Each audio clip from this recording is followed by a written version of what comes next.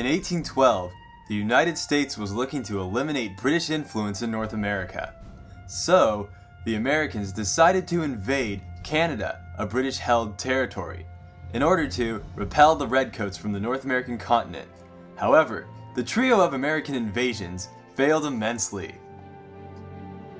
2 years later, a British force of 10,000 men decided to invade New York over the Lake Champlain waterway.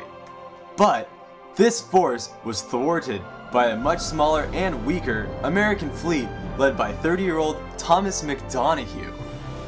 This victory for America helped preserve the Union and keep the British out of America. However, this naval victory was short-lived, since a second British invasion captured Washington, D.C. and burnt it to the ground. Meanwhile, Americans in Baltimore at Fort McHenry held strong against a British attack and successfully resisted the Redcoats and inspired the writing of the Star-Spangled Banner with their victory.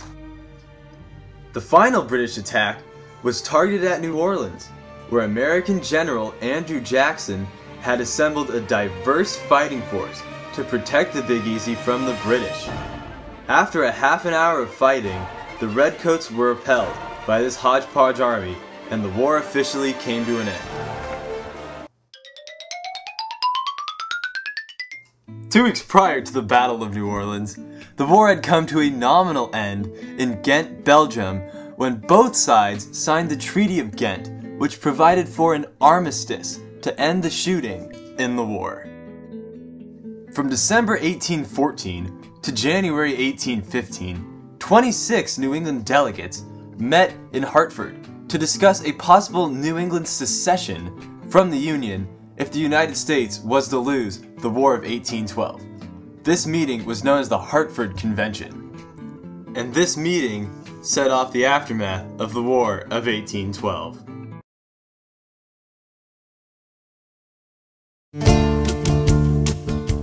Once the War of 1812 had come to an end, American national pride was on the rise. And to complement this proliferating nationalism, the great compromiser Henry Clay unveiled his economic plan to create a lucrative home market. His American system, it was called, included a lower tariff, a strong banking system, and plans for new and improved transportation networks. In 1820, Missouri was admitted to the Union as a slave state, and in the same year, Maine was admitted as a free state.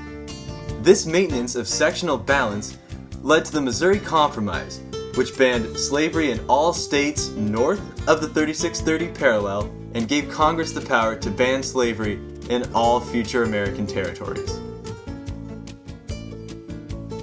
During this time, Chief Justice John Marshall heightened federal power over state power in his court ruling in McCulloch v. Maryland.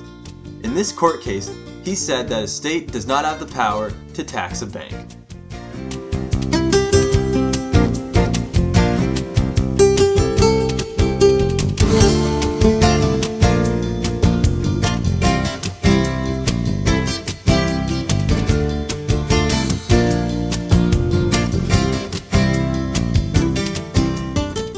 In 1818, General Andrew Jackson, the hero of New Orleans, entered Florida under federal commission to retrieve runaway slaves and put down the fiery Seminole Indians.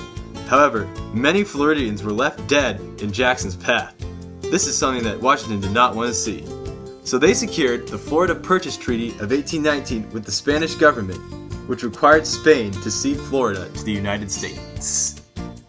Not wanting any more European colonization in the Western Hemisphere, President James Monroe and Secretary of State John Quincy Adams created the Monroe Doctrine, which forbade all European powers from colonizing or intervening in the Western Hemisphere. Europeans stayed out of the Western Hemisphere, so the Monroe Doctrine worked. All that's left to say is God bless America.